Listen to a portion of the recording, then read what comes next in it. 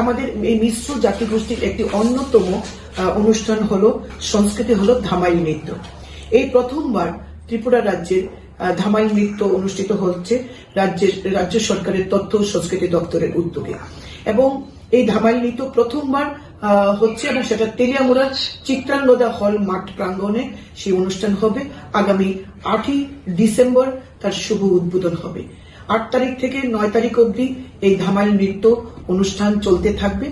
8ই December দুপুর 12টার সময় রাজ্যের মাননীয় মুখ্যমন্ত্রী প্রফেসর ডক্টর মানিক সাহা এই অনুষ্ঠানের শুভ উদ্বোধন করবেন, এবং সেটার আয়োজন করেছেন তথ্য সংস্কৃতি দপ্তর ত্রিপুরা সরকার, এবং ব্যবস্থাপনা এবং সহযোগিতায় রয়েছে তেলিয়ামুড়া পুর পরিষদ, তেলিয়ামুড়া মহকুমা প্রশাসন, Teliamura RD block, Kalyanpur RD block, Mungiakami RD block, গ্রামোন্নয়ন দপ্তর, পূর্ত দপ্তর, খোয়াই জেলা পরিষদ, খোয়াই